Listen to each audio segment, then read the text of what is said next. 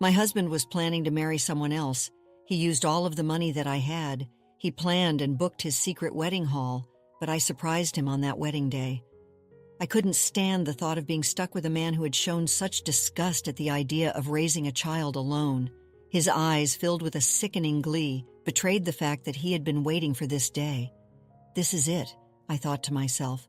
This is the moment I finally break free. I quickly went to my room and returned with a document. "Here," I said, handing the divorce papers to Austin. "Sign them." His face twisted in shock. "What the hell? What's this all of a sudden?" he yelled. "Well, it was your idea," I said firmly. "Now sign it quickly. I'll submit it tomorrow." His face turned red with anger, his words hitting him hard. "Watch closely," I declared. "I'll make you regret how you've treated and looked down on me all this time." My name is Kayla. I'm a 27-year-old woman, a housewife for the past 3 years. Before that, I worked for a mobile company. I met Austin Walter, my boss, when I was 25. We quickly fell in love and got married. Austin, 4 years older than me, was very reliable, especially when teaching me the ropes of the job as a newcomer. I was incredibly grateful for his clear instructions. We became friends and often went out to dinner. When he asked me out, I was thrilled. I had never dated anyone before. It's embarrassing to admit, but as a cartoon enthusiast, I was always more interested in 3D characters than real men. However, seeing my high school and college classmates getting married, I started to feel the pressure. When I fell in love with Austin, I secretly promised myself it would be my first and last love. So when we started dating and got married a year later, I was overjoyed. I was extremely happy.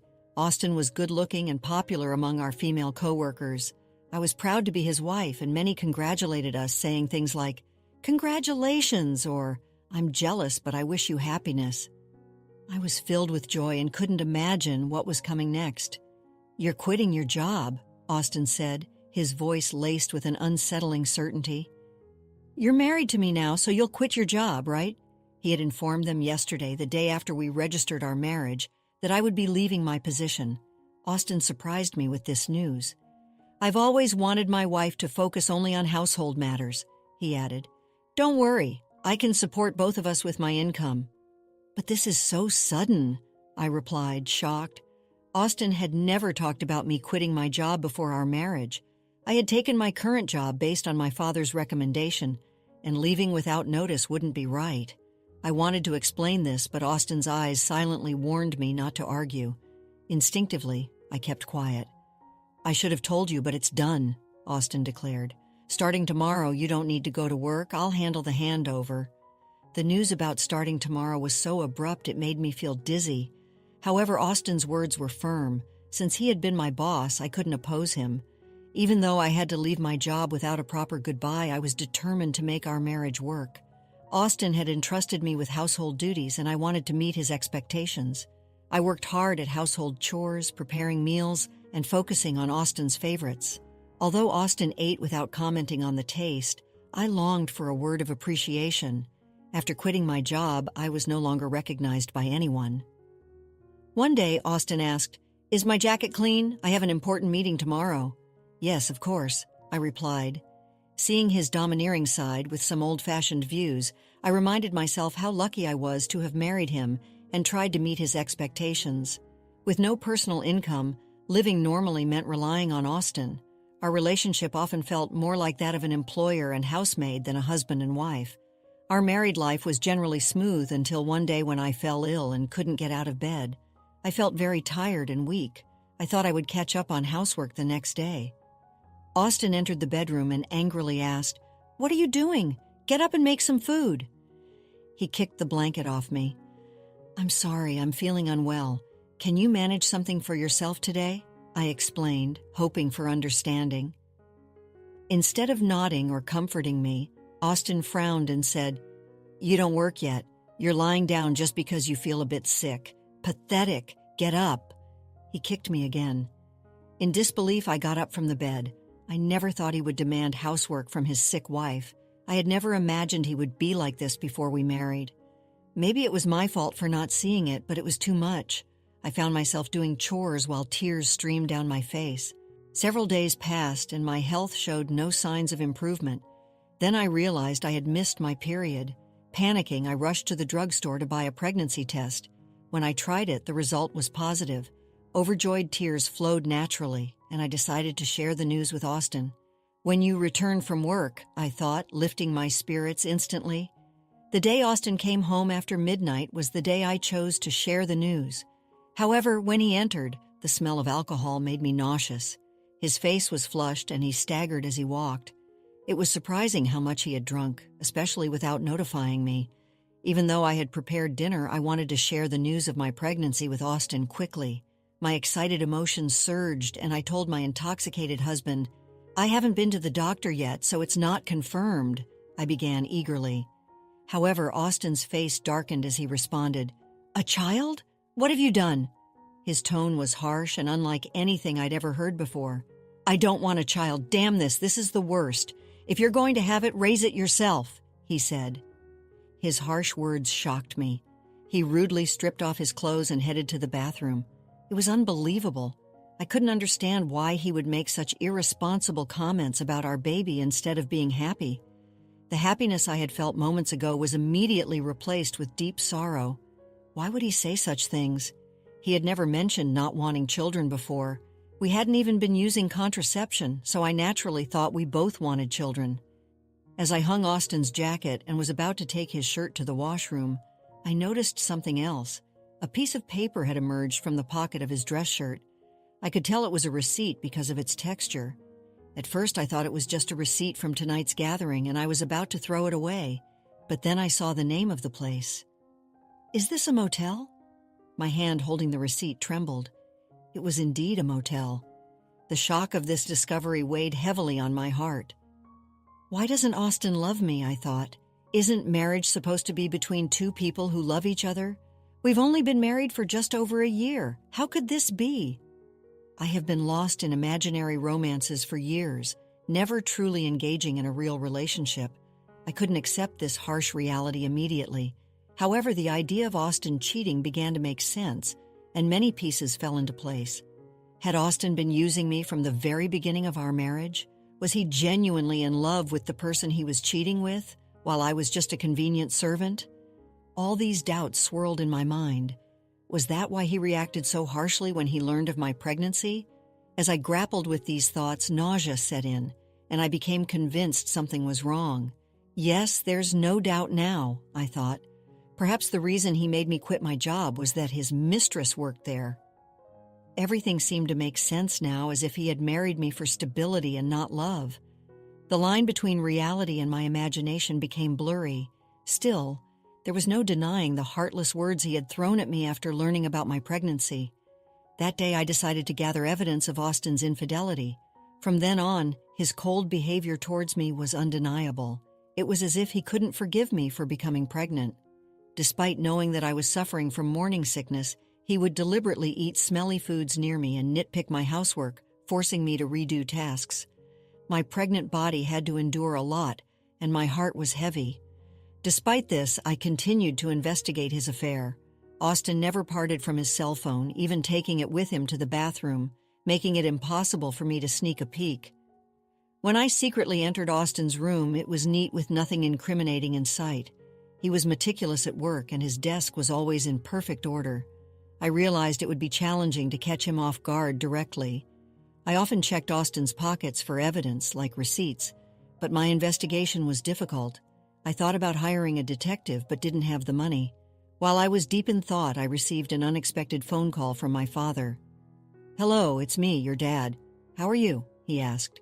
Surprised by his call, considering his busy schedule, I replied, "Dad, what's going on? Aren't you busy with work?" "My employees have been doing well, so I'm not that busy," he explained. My father, the CEO of a company in France, was always a workaholic. I didn't have many childhood memories of playing with him, but I respected his dedication to his job. His unexpected call left me curious about the purpose. "So, what's happening?" I asked. My father proceeded to reveal a shocking truth. "Is that true?" I asked in disbelief. "Yes, he's not the type to lie. I want you to believe me," my father reassured me. Initially in shock and unable to respond, I felt a mix of anger and frustration as the pieces of the puzzle fell into place. "Thank you, Dad," I told him with gratitude before hanging up the phone. My investigation was finally paying off, but the newfound knowledge also stirred up feelings of anger and frustration due to the ongoing tension between Austin and me. Austin continued to be distant even though I was pregnant. Each time he acted this way, I harbored a deep hatred towards him. Hey, pause for a moment. Would you care to support us? Like this video and subscribe for more. Now let's dive back into the story. Months passed and our relationship remained strained. Eventually, an event occurred that shattered our lives at last. Months pregnant, I was always cautious around Austin, living in constant fear. I tried to avoid him, leading a quiet and stifled life. One day I cooked dinner as usual. When Austin returned home, we sat at the dining table as I quietly ate. Austin suddenly slammed his fork down. "What is this? It's tasteless," he exclaimed, throwing the food I had prepared onto the floor. Baffled by his outburst, I tried to comprehend the situation. The anger at having the meal I had cooked discarded before me began to build up inside. "I've been contemplating this for some time," I said, "but recently you've been complaining about the taste of the meals." Austin criticized my cooking, saying it was tasteless since becoming pregnant. I have been using less seasoning to make healthier meals. This was only temporary until the baby was born. If he found the food bland, he could have added some salt himself. Why did he have to throw the meal on the floor? I was about to complain when Austin sneered and said hurtful words. "I don't want a woman with a belly like a monster. You have to raise the kid by yourself," he said, looking at my swollen belly with malice and a nasty smile. I had always feared this day might come, even though I hoped for a different outcome. Swiftly, I went to my room, retrieved a document, and returned to present it to Austin. "Fine, here are the divorce papers," I said, thrusting the paired documents in front of him. Austin's face twisted in shock. "What the hell? What's this all of a sudden?" he stammered. "Well, it was your idea," I responded. "Now sign it quickly, I'll submit it tomorrow." In reality, I had been contemplating divorce since I began suspecting Austin's infidelity. However, with a child on the way, I was unsure if I could support myself. But now I had a different plan in mind. My resolve seemed to provoke Austin. His face turned red with anger. "Just watch," he threatened. "I will make you regret every moment you looked down on me and controlled me. Do you think you can survive without me? You have a baby to care for and you'll regret it." My determination was unshaken. "I'll be fine," I assured Austin. Perhaps irritated by my confidence, he snatched the divorce papers and began to fill in the blanks. "Here you go," he said. "If this is what you wanted, it's yours." "Thank you," I responded. Austin probably didn't think I would submit the divorce papers, as he handed them over without a fuss. The following day, I promptly submitted the divorce papers and left the house. I knew he would be surprised when he returned from work to find out. After that, I moved to my parents' home, primarily due to my father's return to the UK from France and his suggestion that I stay with them. It was the right decision at the time. I was fed up with my life with Austin and deeply thankful to my father. On the day I left our home, I received 3 calls from Austin, but I ignored all of them. Eventually, he stopped calling. It became clear that I meant very little to him. He was probably content with his mistress and might even remarry soon. I decided to move on from Austin. 5 months passed, and I had a baby who was born safely. I was now living happily with my parents and my baby. While I was enjoying this peaceful life with my family, Austin called again. I ignored his calls at first, but after several persistent attempts, I had no choice but to answer. "Hello, what do you want now?" I said, weary of his tone. "Hey, what's going on?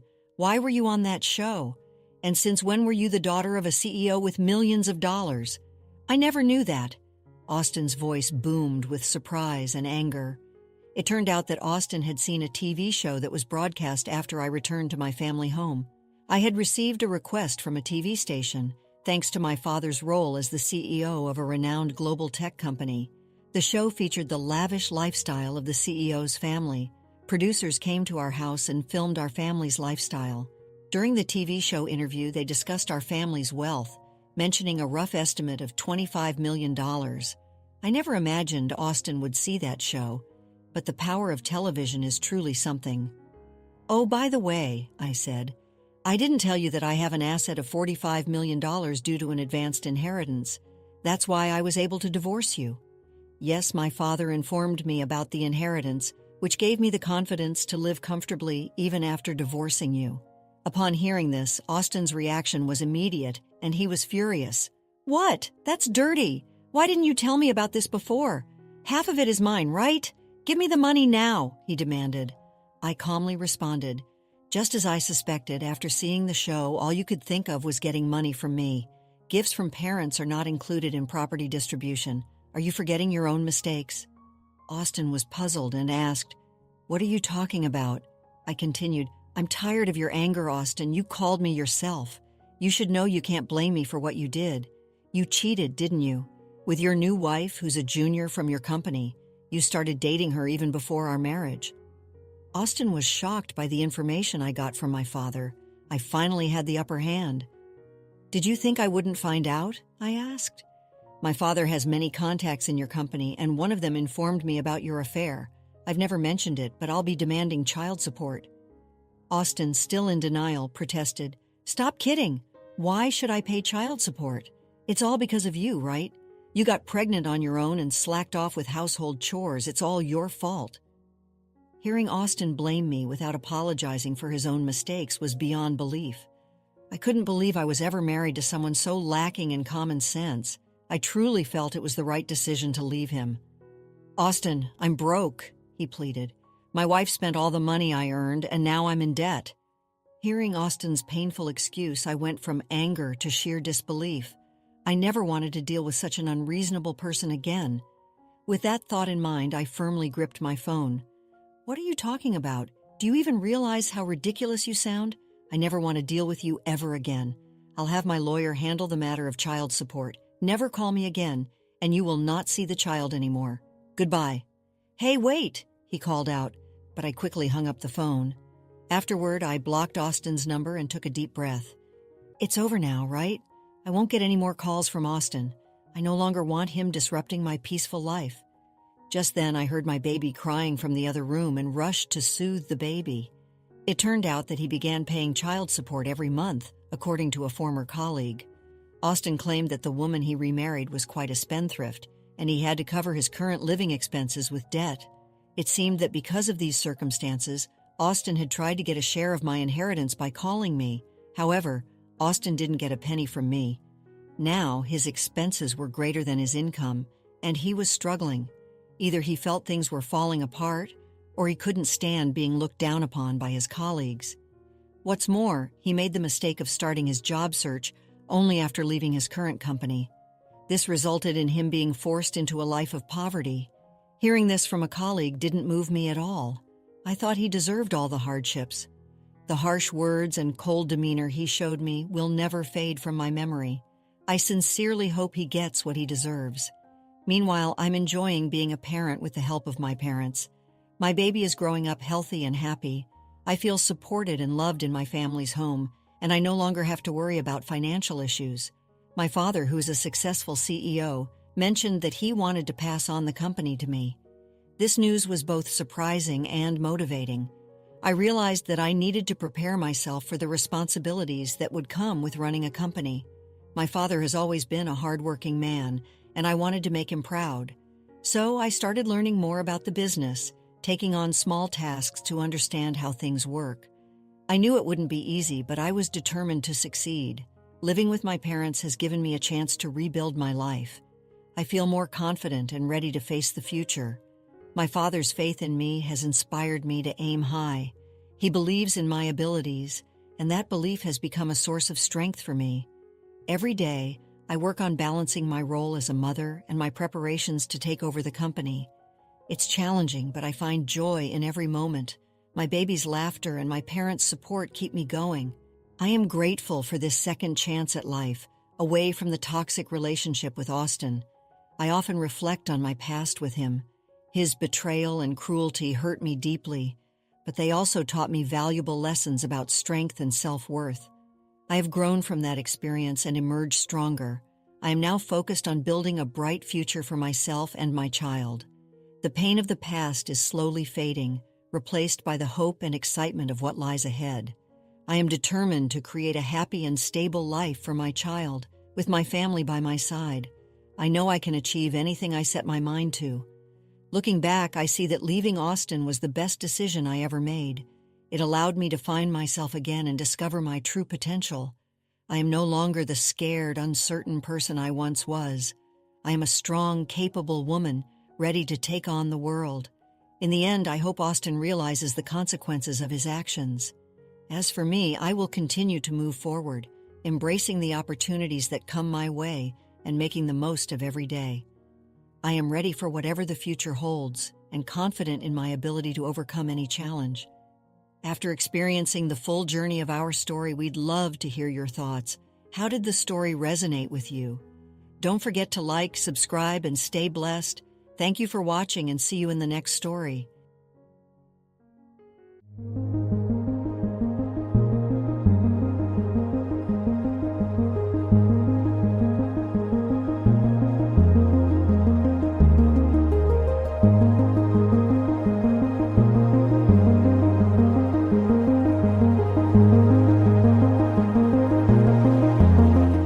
Alright, everyone's presentations are done.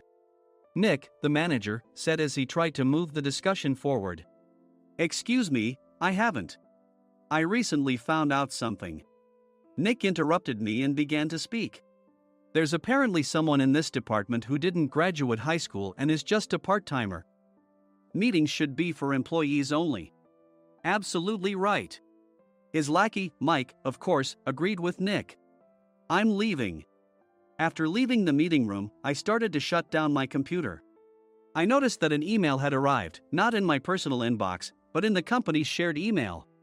Thinking, there's no point in speaking up, no one will listen, I went home quietly. The next day, I heard a commotion from Nick's desk. He was staring at his computer screen, his face pale. Nick! Is something wrong? Mike looked at the screen with him. And he turned even paler than Nick. Why is he so angry? Knowing the reason for Mike's distress, I thought to myself, serves them right. My name is Adam. My mother passed away when I was in the 9th grade, and I was raised by my father. Well, you could hardly call it being raised. After my mother passed, my father changed. He drowned his sorrows in alcohol, and though he still went to work, he squandered our living expenses on horse racing. Because of that, I had to start working part-time as soon as I entered high school. Every month, I went to the convenience store with bills in hand that couldn't be auto-deducted from my father's account. Even though I endured it because I didn't want to be alone, I reached my limit in my second year of high school and dropped out. I found a live-in job at a distant inn. Thank you for everything. The day I left home, my father, still staring at the TV, spoke. Take care. That was our last conversation. Back then, 18 wasn't the age of majority, so I needed my father's permission to work, and I couldn't hide my place of employment. Yet, my father never visited me even once. I kept working just to survive, and before I knew it, I was 42. Years of hard work paid off, and I was transferred to the headquarters. I was thrilled to be recognized by the company, as I thought I'd be working in the field until retirement due to my lack of formal education. Listen up. Our work can change the future of our employees. Don't drag us down. On my first day after the transfer, Nick, dressed in an expensive suit, spoke sternly. There was a reason for this. Our inn was located in a prominent tourist destination, known so well that everyone in the state could sing its commercial jingle.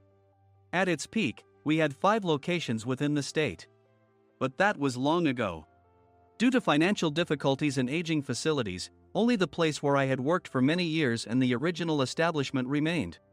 I was prepared to lose my job anytime, but now there was a glimmer of hope. With the rise of social media, the tourist area where the inn was located started gaining attention again. Depending on how hard the sales department, where I was transferred, worked, we could either thrive or be forced to give up this prime location to the new hotel chains continuously popping up. For Nick, who had switched careers from another industry to strengthen our sales, this was a battle he couldn't afford to lose. I understood why he had to be strict. I will do my best. Nick sneered at my enthusiastic declaration. Did you not hear what I said? I'm sorry. I thought I was listening carefully. Out of habit from years of customer service, I apologized reflexively, though I had no idea what had offended him. Someone was watching me with a smirk. In this department, there are those who are expected to excel and those who have been shoved here because they have nowhere else to go. You are the latter. It was Mike, the section chief. He's 7 years younger, at 35. But he was called to headquarters much earlier than I was and had been moving around within the headquarters ever since. I'm not jealous, but I can't accept that he's my boss. Graduating from a prestigious university, he has an unusually high pride and caused many problems as a newbie, making things very difficult for me when I was the front desk leader. When I found out Mike was transferred to the sales department a month before me, I was disheartened. Mike is right. With just a middle school diploma, there's not much you can do. Don't even think about achieving results. As if I didn't exist, Nick remarked, "I'm thirsty." Mike eagerly ran to the coffee maker. It seems Mike is Nick's lackey. I regretted being happy about my transfer to headquarters, wishing I had stayed on site forever. Send a direct mail to every company on this list by the end of the day. Nick only assigned me tasks that even a new graduate could handle. What? There are over 1,000 companies. You want me to send to all of them by today? Yes, if you and your fellow misfits split the work, even those with nowhere else to go should finish by today. I glanced at the employees typing away expressionlessly. They were worn out from customer service, only thinking about leaving on time, or were women reassigned after having children, with zero motivation for work. Even Sam, a new graduate from the same university as Mike, who was supposed to be among the expected achievers, had no enthusiasm for the job, having joined the company wanting to do customer service. I don't care what they say, I plan to quit anytime, he said. Only Nick and Mike were highly motivated, making all the decisions between the two of them. I originally only wanted to work at the inn to survive and had no particular attachment to this job. I swallowed my words, thinking I had no right to reprimand them. About a month after the transfer, Nick told us with a frustrated look. To commemorate the 50th anniversary, we've decided to create a plan exclusive for one group per day. Originally, Mike and I were supposed to come up with it, but our president, Mr. Thompson, insists on hearing everyone's opinions. So, you all get a chance. As Nick explained, Mike began handing out prints. Make sure not to embarrass Nick. If your ideas are half-baked, you'll have to redo them. It seemed that they had printed his handwritten notes by Mr. Thompson, which included several questions and a section for free responses. It made sense why Nick had to seek our input, given that all responses had to be submitted to Mr. Thompson. We were given a week to think about it, and a meeting was scheduled to compile our ideas. My plan is to let guests enjoy both the old and modern America. Nick began the presentations. Guests would watch a master confectioner at a nearby traditional sweet shop make sweets in front of them. The welcome drink would be premium tea in a bottle. Nick's plan was certainly attractive. After his presentation, Nick called on us to present in the order we were seated. Just as I stood up for my turn. All right, everyone's presentations are done. Excuse me, I haven't. I recently found out something. Nick interrupted me. There's someone in this department who didn't graduate high school and is just a part-timer. He was likely talking about me. I joined the company as a part-timer and was made a full-time employee when I turned 20. That was 20 years ago, so Nick and Mike probably had no chance to know until recently. Meetings should be for employees only. Absolutely right. After that, Nick kept creating opportunities to solicit everyone's opinions, purposefully excluding me from speaking. The meeting unexpectedly heated up and went past the scheduled end time. A few people asked to leave, and the discussion continued with the remaining few. Still here? Normally, you'd leave in that situation. Though I had no attachment to the job initially, hearing kind words from customers made me want to make them happier.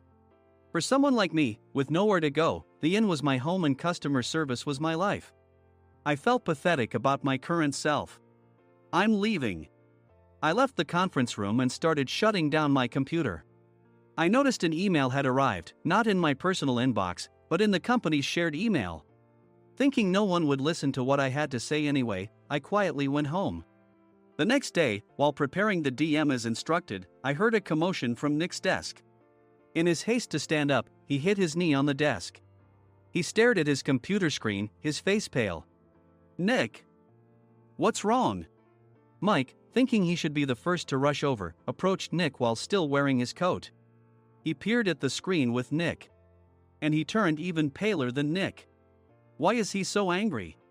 Who is responsible for this company?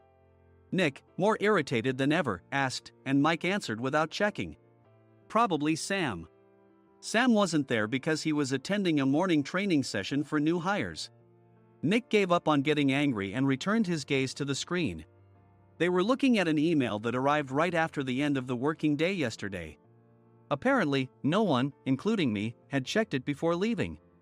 The email was from a large company that used us for their annual employee trips. The president and executives of that company also frequently used our services personally. President of the company, Mr. Mason himself, had declared that neither he nor his company would ever use our services again. Well, some companies cancel their employee trips or stop using our services due to financial struggles. Let's just move on. Mike kept wiping the sweat from his forehead with a handkerchief. Knowing why Mike was so agitated, I quietly watched their interaction. Do you know how much revenue we get from that company? We can find other guests to fill the rooms, but we'll lose the banquet costs, gift shop revenue, rental car fees, and more. Moreover, the gifts were supposed to be prepared by the traditional confectionery shop involved in Nick's proposed plan. If it's known that we incurred such a huge loss at this critical time, Nick's position in the company would be jeopardized. Nick took a deep breath, seemingly trying to calm himself. All right, Mike. Go to New York right now and apologize to Mr. Mason. What? You're coming with me, right? I have urgent work to do. I trust you, which is why I'm entrusting this to you. Please. Mike, believing Nick's sincerity, agreed with a determined look on his face, saying, yes. That's Nick for you. Even if Mike went to apologize, Nick would shift all the blame onto him if the client didn't change their mind. Well, it was Mike's fault to begin with, so it served him right. About 3 hours later, Sam answered a call from somewhere and repeatedly apologized, saying, I'm very sorry. Everyone watched to see what was happening. After ending the call, he informed Nick with a weary tone. When Mike arrived at the client's company, he only made things worse, further infuriating Mr. Mason. He was demanding, get his boss here immediately. It was no wonder Sam was exhausted, dealing with such a call right after returning from training. What is that idiot doing? All right, Adam, you're coming with me. If sacrificing Mike didn't work, then I must be next. Normally, I'd want to refuse at all costs, but I saw an opportunity in this situation. If I can be of assistance, I'd be happy to join you. I immediately followed Nick, and we flew to New York. When we introduced ourselves at the reception, it became clear how serious the situation was, as the receptionist personally escorted us to the president's office. Angry voices leaked through the door, making both Nick and me uneasy. Excuse me. I'm Nick, the supervisor. I understand my subordinate has caused you trouble, and I deeply apologize. Nick, with his experience in the corporate world, knew enough to offer an apology before excuses. However, his customer service skills left much to be desired. I sighed as I saw Mike trembling like a small dog in the corner of the room. What kind of training are you giving your subordinates? Mr. Mason glared at Nick with a red face. The intensity of his gaze made even Nick take a step back. Regrettably, I joined this company only 2 years ago and was unaware of Mike's issues. I should have identified his shortcomings sooner. Indeed. I should have realized sooner. No sensible person would come to apologize and then give a lengthy presentation on the drawbacks of not using their in. Nick froze, his mouth slightly open. Suspecting the worst, I picked up the documents that had fallen to the floor.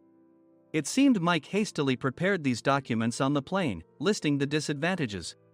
Disadvantage 1: if you change the venue for the company trip, employees might suspect it's for cost-cutting reasons, leading to a negative impression. Reading it aloud half-jokingly, Nick snatched the papers from my hand and checked the contents with a furious expression. Among the stack of documents was a receipt from a nearby convenience store's copy machine. I felt a pang of dread, hoping he hadn't shown the receipt as well. What do you think he said when I asked what kind of nerve he had to do this? I'm very sorry. Faced with the dire situation, Nick must have thought there was nothing left to do but apologize. In a voice smaller than I'd ever heard from him, he uttered words of apology. He said, "I'm a Harvard graduate. I don't believe I said anything wrong." "Mike! What have you done?" Forgetting his plan to pin the blame on Mike, Nick yelled loudly, even in front of Mr. Mason. "I didn't do anything wrong." "You're still saying that? Look at him." Mike pointed at me with a shaking hand. "I was assigned to headquarters in my 20s and now I'm a section chief. This guy only made it to headquarters at 42. Everything I've done proves I was right. So why are we losing the contract?" Having said his piece, Mike collapsed to the floor. "Of course. You were sent there because you had nowhere else to go." Mike never expected to hear such words from someone he looked down upon. He lunged at me, and Nick hurriedly stepped in to stop him. "Mr. Thompson told me Mike is a quick thinker, and to take good care of him." There's no way he was pushed aside. "Don't make things worse here." "He didn't say quick thinker, he said only quick-witted, didn't he?" I don't remember that part." I recalled the many troubles Mike caused when he was a newbie. When Mike was on the front line, his pride was so high that he never apologized to customers.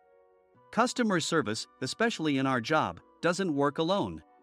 It brings both good and bad situations.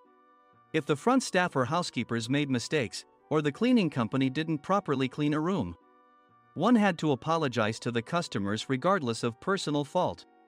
Mike, in such situations, would never apologize, insisting he wasn't at fault. This often angered customers, and as the front desk leader, I frequently had to apologize on his behalf. He caused complaints and disrupted operations, which is why he was quickly moved to headquarters.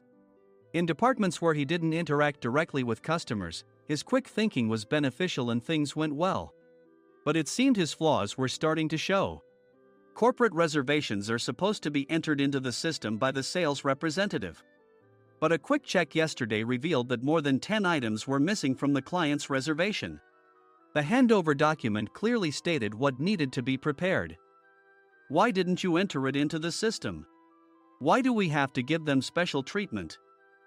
Filling rooms near the banquet hall, setting up all the food in advance. Specifying the brand of wine, they're too demanding. No wonder he always angered customers, I thought, feeling a headache coming on. Grouping them in rooms near the banquet hall is for our benefit too. It makes it easier for the staff to set up beds and serve breakfast since everyone's schedule is synchronized. As for the other requests, Mr. Mason suggested them to lighten our load. I didn't know that. Nick finally seemed to realize that Mike was the one who had angered the client. What did you say to them? I just told them we wouldn't give them special treatment anymore.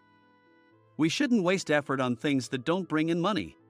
I was utterly exasperated at his lack of understanding of customer service.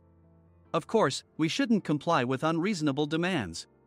But carrying over successful practices from past stays makes customers feel remembered and enhances their experience. Good memories encourage repeat visits. That's part of our job. I looked down at Mike, who was sitting on the floor. In our job, nothing is a waste. Mr. Thompson likely moved you to the sales department, hoping you'd finally understand this. How do you think he feels now that you failed to meet his expectations? Mike, tears in his eyes, fled the president's office. I was amazed he still hadn't apologized. You have it tough, Adam. It's okay, we're all employees of the same company. I deeply apologize for this disrespectful incident. Especially after all the care you've shown us. If it weren't for you, Adam, I really would have stopped staying here. When I heard you were moving to the sales department, I was willing to reconsider if you handled it. Seeing us talk so amicably, Nick's face contorted. Do you two know each other? Adam's service is excellent. I always requested him specifically. Normally, we don't accept specific staff requests, but we made an exception for Mr. Mason, adjusting my shifts accordingly. He had personally stayed at our hotel just before my transfer, and during casual conversation, I mentioned, I'm moving to the sales department soon. If I hadn't told him then, things could have been much worse. Please continue to take care of us. I look forward to it. On the return flight, Nick awkwardly offered me a can of beer. It's still working hours. Of course, I had no intention of forgiving him for a single beer. Nick might try to pin everything on Mike and avoid any consequences. While pondering this, a startling fact came to light. Nick, the tea bottles for the plan have arrived. I handed Nick a bottle labeled with our inn's name. They look good. What are you talking about? These are plastic bottles. I had assumed we would use the trendy, high-end bottling tea. But what arrived were ordinary plastic bottles of tea with customized labels. The only unique aspect was the label, which had the inn's name, making it look customized. Upon further investigation, I discovered that a substantial amount of money was set to be paid to the tea company. It was priced like bottling tea. Does this plastic bottle really cost $100 each? The tea inside is specially blended for us. The extra cost is for that. Wouldn't it be better to use another tea company? Or is there a specific reason we must use this one? As Nick continued to make excuses, I showed him a printed email. I informed the tea company's president, Mr. Mitchell, that we discovered irregular payments and he confessed. He said you two were high school classmates and planned to split the extra money. That idiot. Why did he confess? That's not important. You should worry about yourself, this could turn into a police matter. Opening the bottle cap, I suggested. How about calming down with this tea? It supposedly has a relaxing effect. Nick drank the tea frantically. In the following days, decisions were made about their fates. Mike was reassigned to the General Affairs Department, with no chance of transfer or promotion, as per Mr. Thompson's orders. As for Nick, since the payment to the tea company hadn't yet been made, he narrowly avoided legal trouble. Instead, he was encouraged to leave the company, and to avoid further complications, Nick submitted his resignation. Rumor has it that connections between HR departments have made it difficult for him to find new employment. Even though it was good to have those two gone, something unexpected happened in the sales department. Everyone became motivated and united in refining the 50th anniversary plan. In the end, my plan was adopted. We collaborated with the Tourist Information Center to provide personalized guides. The plan, tailored to the number of guests, was truly special for the 50th anniversary. Hey, is Adam's family coming to stay? I immediately booked that special plan for my family. Sam noticed it on the reservation list and quickly picked up on it. Yes, I'm inviting my father. That's great. I might invite my parents too. I lacked the courage to face my father just as Adam. But here, with the confidence Mr. Mason praised, I felt ready. The 50th anniversary plan was a perfect opportunity to reconnect with my father. I hoped to bring back the days when we could laugh together as we once did.